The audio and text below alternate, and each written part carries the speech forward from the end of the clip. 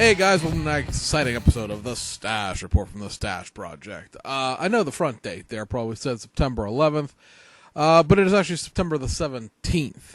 I had filmed an episode last week. I'd been working like crazy. Was very under the weather as well, and probably can still hear it in my voice. It's still not quite back to normal, but I'm not coughing a lung up all the time as much as I was. And so we're a little bit early here. You know, normally we would do the video on Fridays. I don't think we're going to change the date or anything else like that. But it has been a very, very, very busy time at work. Many 12s in a row.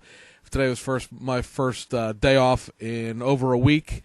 And I've been actually working my days off now for 3 weeks in a row. So I've had the opportunity here to reshoot the video, because like I said, I didn't really particularly care for it.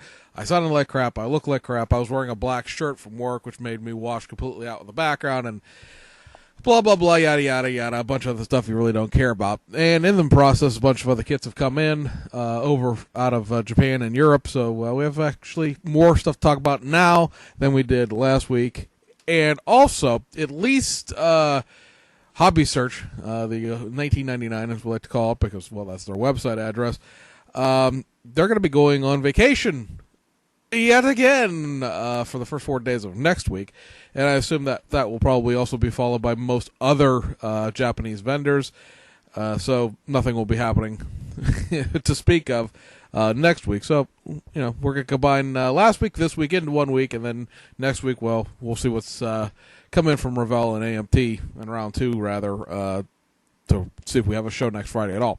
At any rate, some new kit announcements have been made, and we have, like I said, a whole bunch of stuff on the slideshow to talk about here. So on the news side of things, you may recall from our video on the All Tokyo preview that we talked about the fact that Hasegawa was done with car kits unless they were to reissue some stuff, and that is what they have announced for what they're calling right now after December, so probably, or after November rather, which probably means late November, early December. They're going to be reissuing, rerunning several, well, I guess vintage would be the appropriate name now, because the newest one of this is 1992, and well, that's 23 years ago, so some vintage rally cars. First up, the Lancia Stratos HF is the 1977 Monte Carlo Rally winner. That is the All Italia sponsored vehicle. That kit is recall from the fact that they've reissued it in that privateer team earlier this year as a curbside. Also, the Lancia 037, which since that was also reissued with different decals, remember that is a full detail kit. Or mostly a full detail kit, being reissued with the Martini sponsorship that won the 84 Tour de Corsa Rally, as well as the Lancia Super Delta, and that car did win a few races. However, it's not really specific to a race. It is rather done up to represent the overall Martini sponsored car that won the 1992 World Rally Championship Manufacturers Builders title. So those three kits from Hasegawa will be coming out sometime after November or during November. Recent announcements. Fujimi's October announcements have also come out. Now they've got, 3, 6, 9 things here, so we're going to plow right on through here. First up, the Hino Super Dolphin. You may recall that came out as a dump truck earlier in the spring. They are packaging it with the car hauler, as the car hauler is also part of that Mitsuwa tooling, along with the Mitsubishi Fuso. For people who've been watching us for a real long time, I recall last year in the summer they had reissued the old Mitsuwa tooling of the Mitsubishi Fuso and car hauler together as one large kit, and that's what they're doing here again. They're taking the Hino Super Dolphin and combining it with the car hauler and making yet another Japanese car hauler. The Super Dolphin does share quite a bit of the parts content with the Mitsubishi. Lost my entire train of thought there. Because the interior pans, the actual chassis, most of the drivetrain, all that stuff is very similar, if not identical. Obviously, a lot of cab trim and things like that are the main differences. The cab itself is different, but cab trim and stuff like that. This is going to be running about $64 for the whole shebang, which is ballpark about where the Mitsubishi Fuso and the car hauler ran into. This is sort of the rare kit of the Mitsuwa 124 scale kits because you guys, we've talked about this several times. The fact that the Mitsubishi came out as a tractor, as a dump truck, and then as the ART truck, and it also came out with the car hauler. The car hauler was also issued just by itself. And then the Super Dolphin came out as a truck, as a dump truck, as the ART truck, and then was packaged with the car hauler. That was the last of the 124 scale truck kits. So that one kit has never been reissued. It only ever came out the one time. It was always the most expensive of the combination of Mitsuya toolings. Now, all of the Mitsuya toolings were really expensive because nobody knew where the tooling went. Everybody assumed that the kits were never going to be seen again. And, of course, it turns out that Fujimi had them. And if you really kind of looking back, hindsight being what it is, you see that some of the Mitsuya tooling had already been reissued by Fujimi in the past, but no, I don't think anybody realized they had the truck tooling because that really had never been reissued by Fujimi until last year. Also up on the reissue slate here, because all these are reissues, none of them are going to be anything new. They're going to be reboxing into the Real Sports line, which is just the regular red Ferrari boxes. The Ferrari 365 GTB4 Daytona. People who pay attention will recognize that car this is the Enthusiast Series one, by the way. They've never come out as a curbside. Was reissued under the Circuit Wolf thing, as just like the Daytona Racer or something like that. This will be the more traditional Ferrari packaging. And while the Circuit Wolf kit did come with all the Ferrari badging and stuff like that, it didn't come with like real license plates. It came with the Circuit Wolf cartoon plates. So expect a more standardized decal sheet. These are going to be running about $19. So if you really were interested in one of those, because you remember, Monogram, of course, put out a Ferrari Daytona, quote unquote, as well. But that was the car from Miami Vice, which the kit that Monogram made was actually very loyal to the TV show car, which was a fiberglass replica on a Corvette chassis. So if you wanted to actually build a real 365 Daytona, you need the Fujimi kit. They've been kind of expensive, especially if you didn't pick up the Circuit Wolf one, which is still even more expensive than this version is because it has the Circuit Wolf licensing cost associated with it. So if you're interested in that Daytona, this is the coupe, not the convertible or the Special. Also being reissued is the Ferrari 355 F355 Berlinetta. Fujimi did all three versions of how that car came: the Targa, the Spider, and the just regular Berlinetta. Either the Targa or the Spider is still available, more or less, from Hobby Link Japan, Hobby Search. But the Berlinetta has been out of production for a little bit, not terribly long time, where kit prices were ridiculous on eBay or anything else like that. This is a very basic curbside. It's probably about 70 parts or so. They're going to be reissuing the Infiniti Q45. Now, this is the original Infiniti Q45 from the early 1990s. That would have been the companion piece, so to speak, to your Lexus LS400 that Tamiya and Aoshima and Fujimi all did. The Aoshima kit, of course, is what AMT would rebox in the mid-90s and sell here for what was, double the price of any other model kit at the time, and was still really much cheaper than you could actually buy the Aoshima kit for at the time. It'll remain to be seen whether or not this will be the full-on kit, because there was a version of the Infiniti Q45 that was sold as an export to through Model Rectifier Corporation. If you've ever got a Fujimi kit or some other older Tamiya kits, they'll have that little MRC sticker from Edison, New Jersey stuck on them, which was an importer.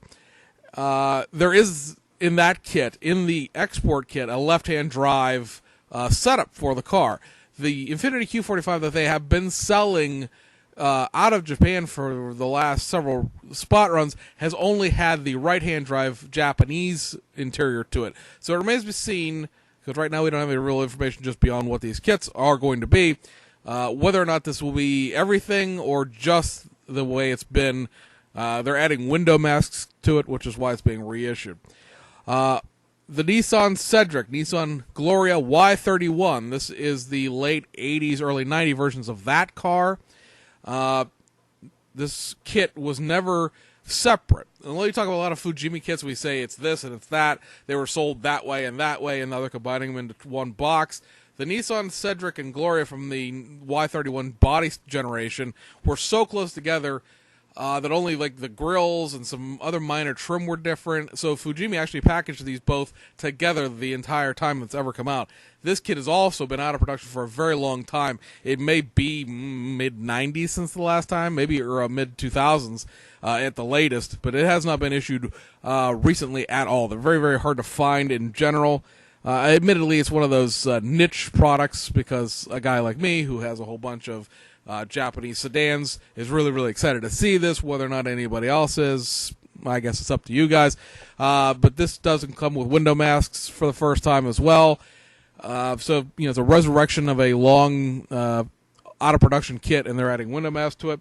They're going to be reissuing the Lotus Europa Special. If you may recall, this just came out, a month or two ago under the Circuit Wolf kit boxing. It was originally supposed to come out in March, but didn't come out until the summer. Now it's being reissued in the Real Sports line, just as a regular Lotus Europa. It'll be interesting to see whether or not this is going to sort of try to tread in that Tamiya waters, because Tamiya waters, the Tamiya kit rather, is the Player, the JPS, the John Player special version of that thing. So it has the gold pinstriping and all that. That was not every single Lotus Europa special that was ever built came that way. There were something like 3,000 Lotus Europa specials because the special was the last year of production or last years of production. But only so many of them were JPS branded. So it remains to be seen exactly what they're going to do with that. That kit will be nothing, I don't think, is going to be done to it as far as parts or anything else like that. It's just being reboxed. They're going to be reissuing the Porsche 911, what they're calling the flat nose, what a lot of us hear, because it was boxed that way by the Revell and Monogram. It's a slant nose. That's going to be coming back out again. What remains to be seen about that kit for the October reissue is which one they picked, because there was the Enthusiast Series version, and then they also took the engine out and really dumbed it down and made just a curbside version of it that they sold for like $10 less. Now, what the pricing of this is showing me is that it will probably more than likely be the Enthusiast Series kit, because the curbside stuff out of Fujimi on the reissues has been running like $11, $12, $13. And this is priced at almost $20, which is, again, where the Daytona kit that's coming out in October is priced, where the Ferrari 288 GTO that's supposed to come out this month in December is priced. So, again, it looks like it'll be an Enthusiast Series, but I can't promise you anything until I know more. And then they're also reissuing two more of the 1980s Snap-Tight kits that they did. They did a whole series of these little K cars, which for the Japanese following are really tiny little golf cart sized cars. Not quite that small, but you know what I'm talking about. If you've seen any of the, any of the Daihatsu cars, because Daihatsu cars were, packaged here and sold here as Chevys. The Chevy Spark, the Chevy Aveo, all those little tiny small cars. And even those aren't as small as some of these other ones are. They're going to be reissuing the Daihatsu Mira, both in the original Turbo TRXX version as well as the Aero version, and the Daihatsu Liza Z Aero. Now, these are an example where Fujimi sold these kits separately. The base model, or what was the base model for them, kit was one thing, and the Aero kits came with other parts, and so they were sold separately. You should know that the Aero, these two, the Aero, as well as the Suzuki Alto Works thing that they're doing, all those aerodynamic parts, you do have to glue those on. They're not snap-tight parts. They were designed afterwards, and you have to glue those on. But, whatever. You're probably going to glue half the parts of a snap-tight kit on anyway, because who knows how well it's going to fit. I'm going to guess that 98.995732% of you don't even know what a Daihatsu Mira or Liza is. I didn't. I had to go look it up. So, from the venerable pages of Wikipedia, here, folks, is what a Daihatsu Mira looks like. Looks like something like a very, very shrunken Japanese Renault car. And this would be a Daihatsu Liza, which, looks like a rounder Lakar, more or less. Something, looks like a Lakar had an affair with a Geo Metro, and this is what came out. Also, since we mentioned it, this would be a Suzuki Alto Works. All these cars, in their most sporty form, which is what this Suzuki Alto is, all had, engines of about I believe stock they were 39 horsepower because of the engine restrictions that were in place by Japan at the time, and in their last years had expanded engines that had a whole whopping 47 horsepower because the amount of CCs allowed for a K car was increased at that point. That obviously, the Alto being what it is, is these are all supercharged actually, or turbocharged depending, and there was a little trick that was done here with these Daihatsus. You notice they're white, they're very utilitarian looking, they don't appear to have back seats. That's because at the time in Japan, these were sold as commercial vehicles to get around the taxes that were placed on passenger vehicles. They were sold with no back seats as basically delivery vehicles, and then you could buy the back seats separate, or you could just leave them the way they were.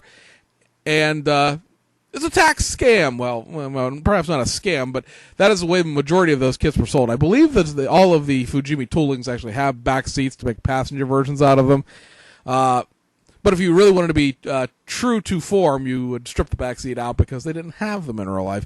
Again, they're all very basic snap-type kits. All three of those, the Suzuki and the two Daihatsus, they're all like 30, 40-piece kits.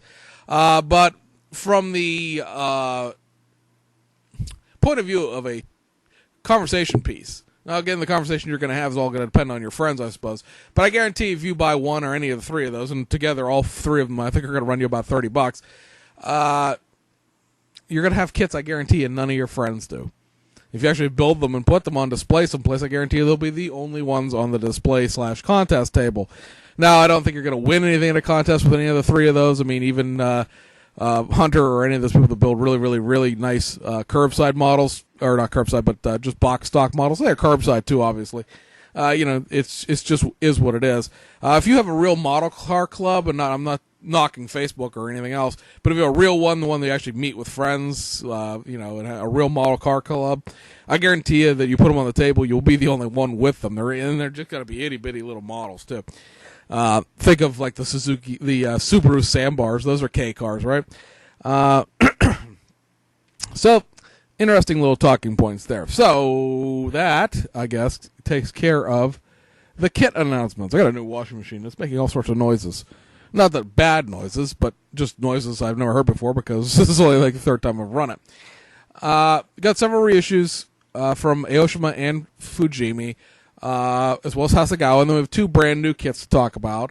Also reissues from Tamiya. It's been a very active couple of days here after we filmed the video last week that you're never going to see. I'm trying to think of anything else. On the Studio 27, they have announced that they're doing what they're calling trans kits for the Tamiya Alpha 155 Ti V6 cars. And they're going to be like full-on trans kits, like $127 worth of trans kit, resin and white metal and stuff, because apparently there are significant enough, at least the Studio 27, differences between the actual kit, which is kitted in 1993, and the 1994 race spec. New bumpers, a whole bunch of new stuff to these. Obviously, they're $127, so there's a lot of stuff involved there. But they were selling them as packages that could be built as one of 4 different race teams.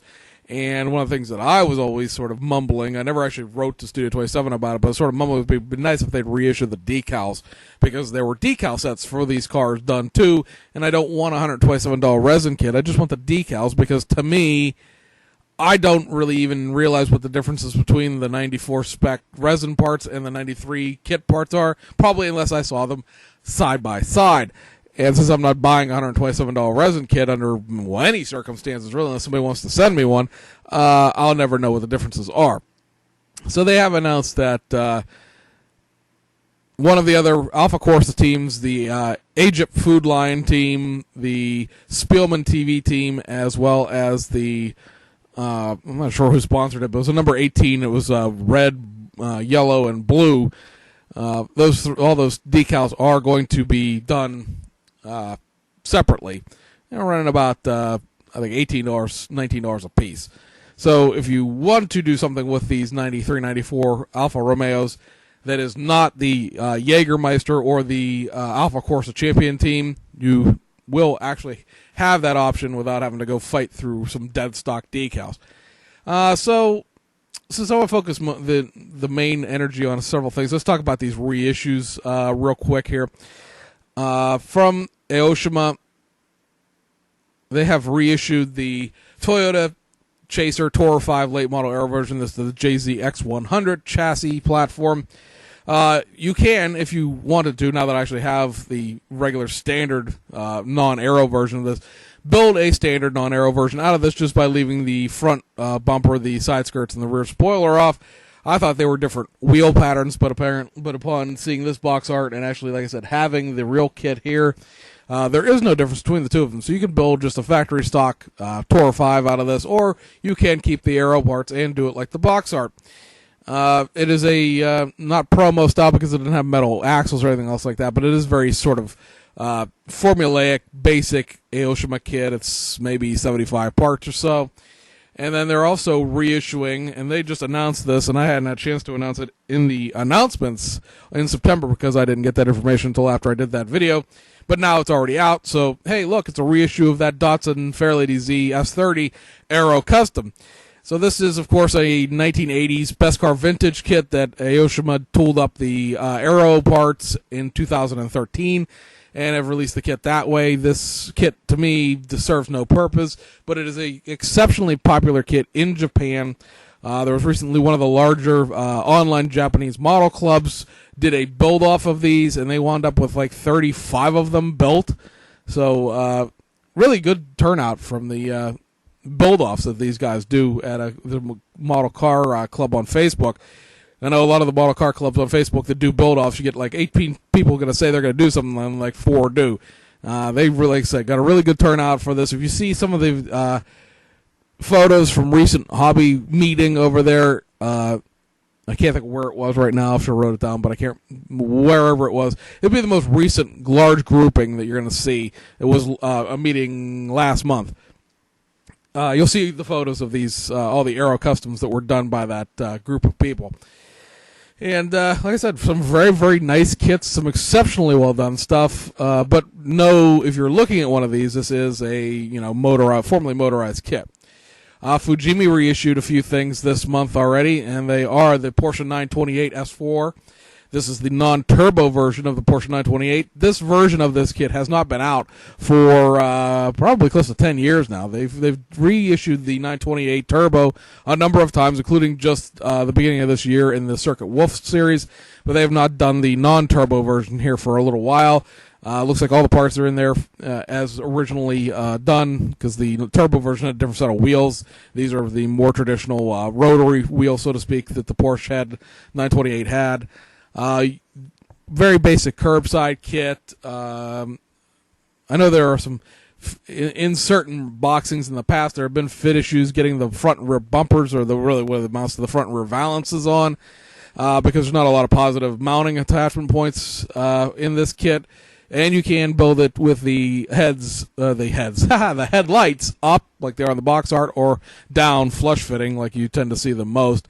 Also, they reissued the mid-early 90s Mazda RX-7 FD3S Type RS. This comes with Window S the first time. That's what that little yellow box down there in the bottom left is telling you. Not really very basic, but Fujimi did a series of the FD3S RXs pretty much in every single factory tuner version that they came out in.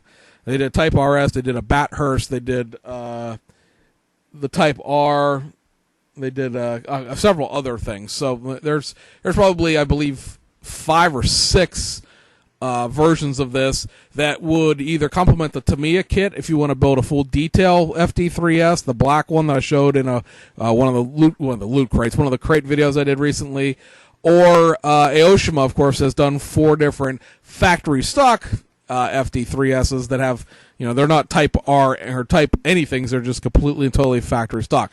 Much like the Aoshima kit, this Type RS does not come with left-hand drive. There are versions of them that do, but this one does not. And then, I guess the stuff that we really want to talk about here, let's just talk about the reissued stuff first. Hasegawa bringing out the resurrection of the long out of production BMW 318. This in the Japanese Touring Car Championship Autotech. This car is molded in Dayglow retina searing yellow, like the box art shows. Didn't really expect it to be molded in anything other than yellow. If you're looking to not get a yellow one, remember they are going to be reissuing the Team Schnitzer one next month, and that car is white, and I believe it will be molded in white. Don't hold me to that if it's not, but my guess would be if there's a chance that you're going to get one in white, that would be it, because the car is white. I have the street version of this, because they also did the regular car, as well as the 320i, I guess, which is the Canadian version of the 318. It's a decent little curbside kit. This car, of course, is completely gutted out with roll caging and racing stuff. Studio 27 is doing, if you're interested, about a $35 or $40 resin and photo etch conversion for this, which doesn't convert it into anything. It just makes the wheels tuck underneath the way they do in the photo, and adds a whole bunch of photo etch parts to it. Also, race car reissues to me is Alfa Romeo 155 V6 TIs came in this morning. So this being the Alfa Corsa version, you can build this, I believe either a 7 or an 8 as far as the car numbers go. The 8 being the championship car for the 1993 racing season.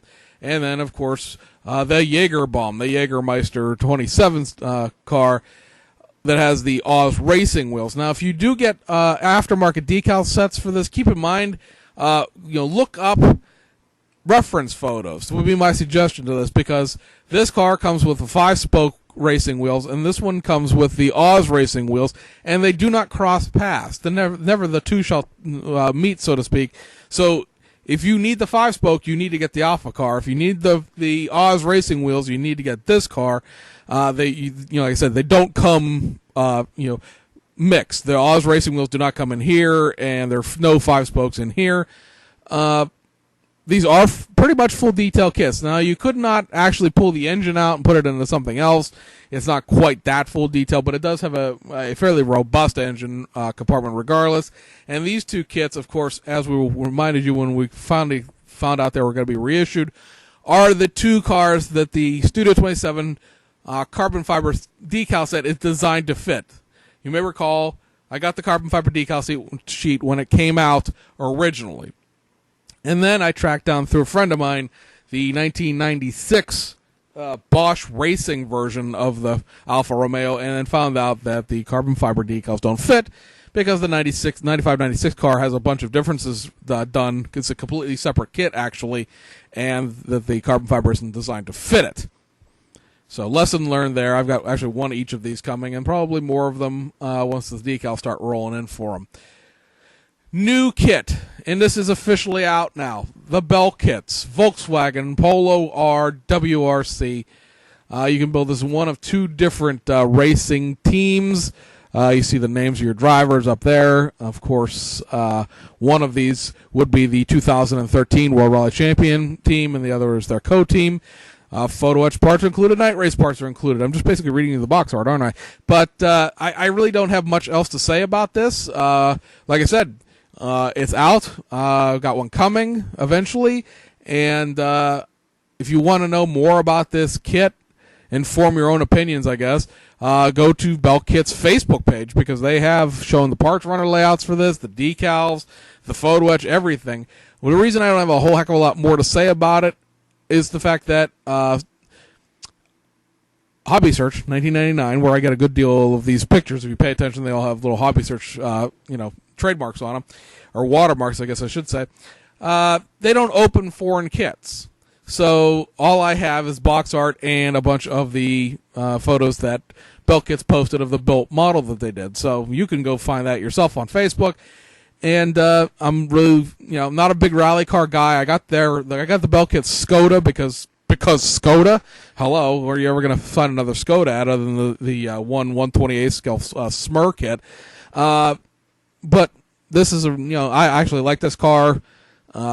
I like the Red Bull sponsorship. It goes with several other Red Bull sponsored vehicles that I have, and I'm going to be excited to get this one. I don't really have there's not a whole heck of a lot else to say about it, just because I don't know. I haven't I haven't seen the interior parts and all the rest of that stuff since I looked at the parts runners last when we did the video, probably back in Shizuoka.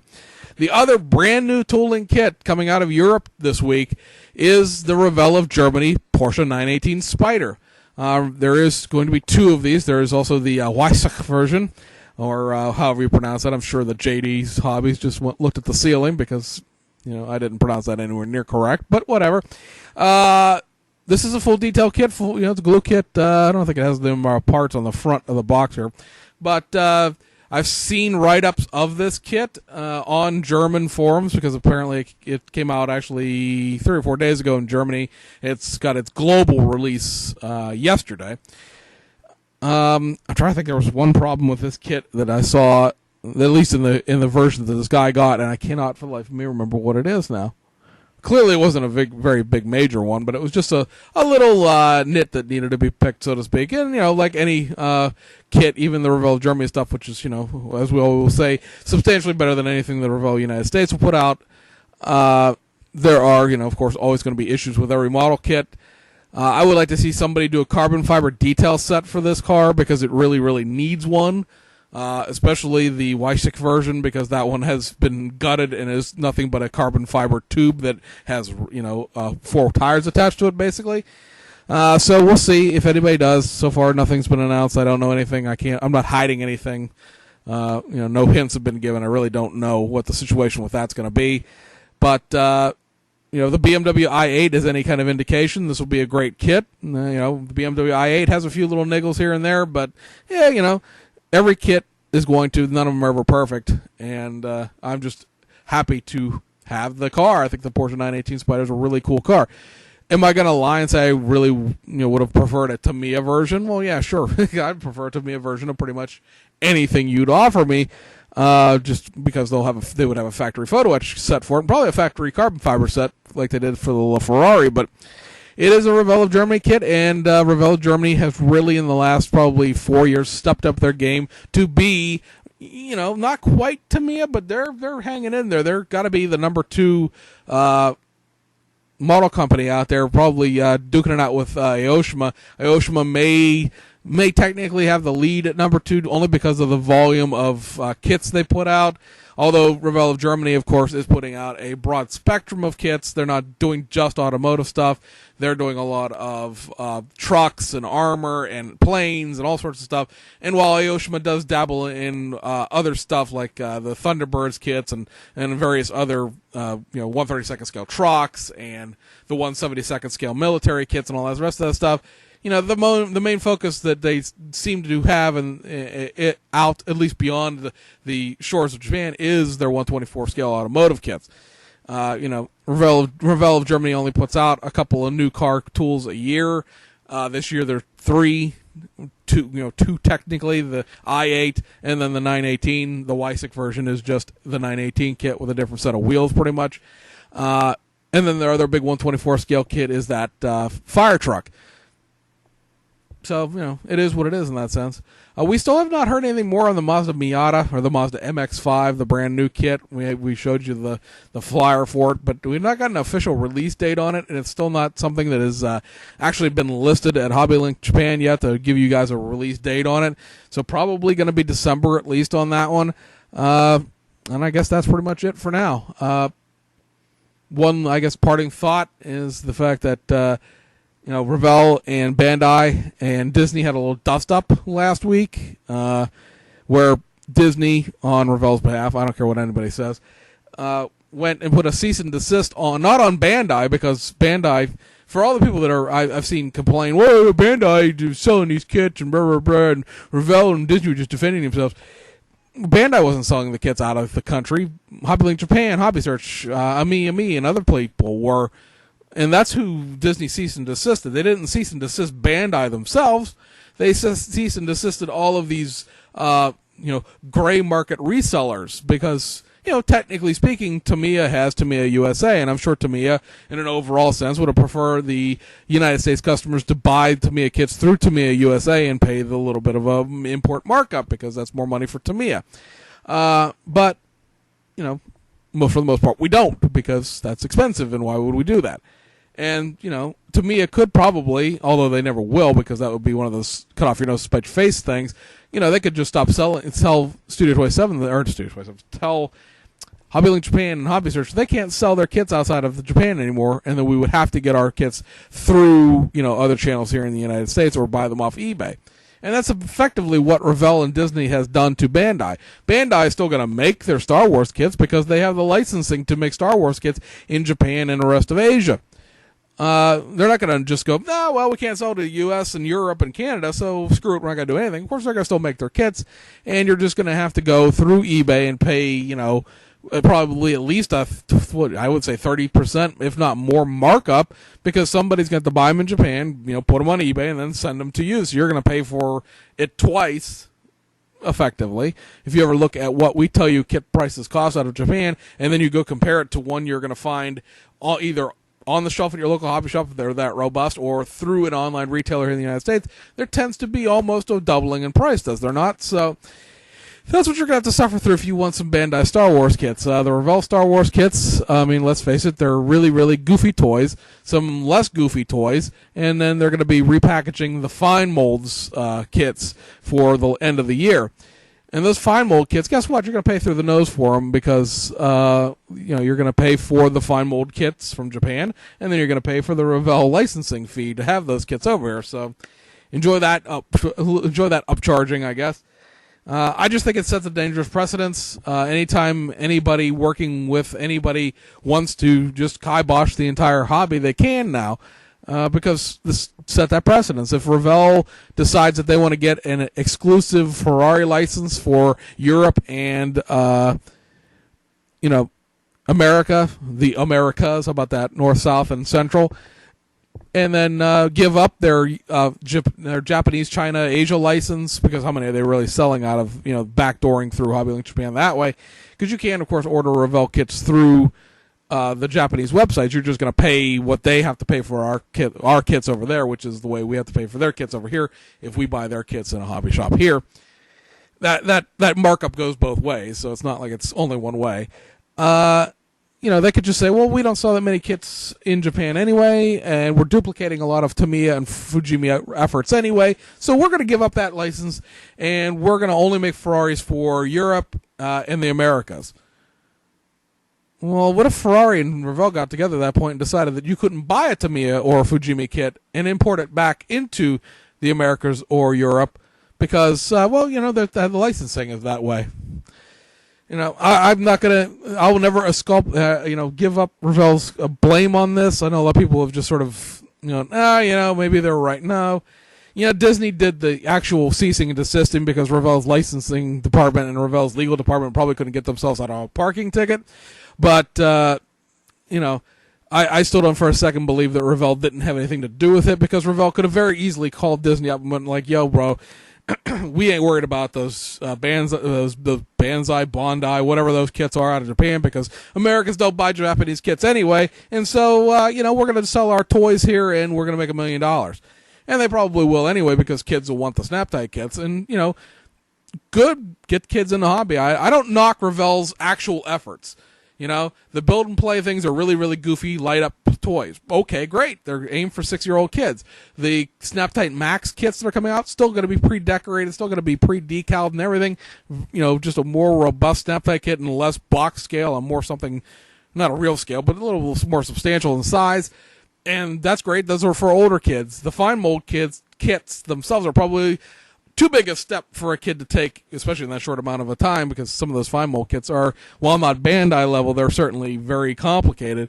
And there's going to be further Revell Star Wars stuff. Pretty much, they have licensed from Star Wars, from Disney, the Star Wars licensing for several years in advance because there's supposed to be movies during the actual major movies, and then there's going to be movies between the movies because, Disney isn't happy until they've killed something completely.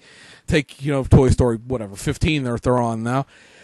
Or Cars 8, or, Planes 15. They'll just keep making movies until people stop going and seeing them.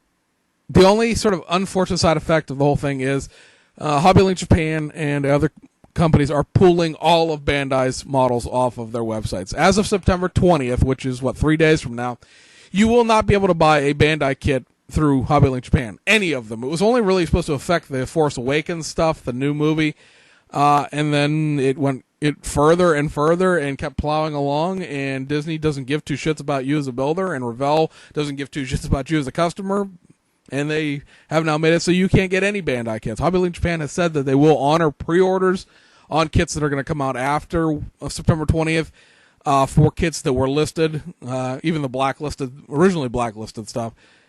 But it is what it is in that sense. If you were lucky enough to get one before they were taken off, congratulations and enjoy your model. Otherwise, you're going to have to go through eBay or, if you happen to have a kit exchange set up and there's a couple of groups of people that they'll exchange American kits for Japanese kits, and sort of just wash their hands of the shipping costs. I don't know. Like I said, it disappoints me greatly. I think it's a terrible thing for the hobby in general. It really pissed off a lot of people towards Revell. Revell released a statement because they had to say something that basically tried to absolve themselves of any responsibility of anything, including their founding, and in the process made them look like even bigger tools than they already looked, basically because, Revell issued a press release for these build and plays and said they involved a whole bunch of features that had never been in Revell kits before, and in fact were in several Revell kits in the past, which makes them look like they don't even know what the fuck they made in the past. It's quite possibly they don't. They've all forgotten. They're just so damn old over there. So, anyway, guys, we'll catch up to you next Friday. Probably get some of these Revell kits out. Maybe some of the round 2 stuff. We're still waiting on a couple of Fujima reissues and a couple of Aoshima reissues in general. And then I'm going to actually need to look at a calendar here because next week will be the last full week of September anyway. The next show will be on October 2nd, so that'll be like the wrap-up of September and stuff like that. If you happen to be in the local area, which to me is a 250-mile radius of Pittsburgh, there is a model contest and show in Zanesville, Ohio at the Muskingum County Fairgrounds put on by the Y-City Scale Modelers on September 26th, which is not this Saturday coming, but next Saturday. I think it's a 9 to 4 thing or a 9 to 3 thing. I have the flyer. I should have got it out. And then September 27th here in the Pittsburgh metropolitan area in Castle Shannon at the Volunteer Fire Department, just a few miles south of Route 51 on Route 88 in Castle Shannon, is the Three Rivers Auto Modelers Show, the September show. Most area modelers, of course, know about that one because that one's been going on now for over 25 years. The Y-Cities, I'm not sure what year they're in, but it's always the day before, and I always forget about it. This year we're actually going to make the 70-mile trip out to Zanesville and take a peek-see at what that show's about. I think there's a die-cast emergency vehicle show in Dublin, Ohio this weekend on the 19th, and I believe the 19th is also the Shenango Valley Area Scale Modelers IPMS Con up in Sharon, Hermitage, Pennsylvania. Although don't quote me on that because I don't have the IPMS page up in front of me, and I'm going to give you guys a bad date probably. So, if you're into the model show thing, and you want to come out and see, I'm not going to say see us because we're not going to have like a table set up or nothing, but I will be at both the Zanesville show and the Pittsburgh show. Just look for the McLaren that you guys have all seen 1,000 times over, and I'm trying to get the news and events calendar up here quick. Hurry, faster. Why won't this load? They've got a fancy the IPMS USA has a fancy new website, and it doesn't go very fast. It looks great. It's just not going anywhere. Let's see. Yep, September 19th, FazCom 31. I used to go to that show all the time when I lived up closer to Sharon over in Northeast Ohio. But it's a good show. Pretty good automotive attendance there if you're into that sort of thing. If you presumably build automotive because you're watching this show, it's something to look at. So anyway, guys, we're almost at 45 minutes. Give you guys a break, and we'll see you on the other side.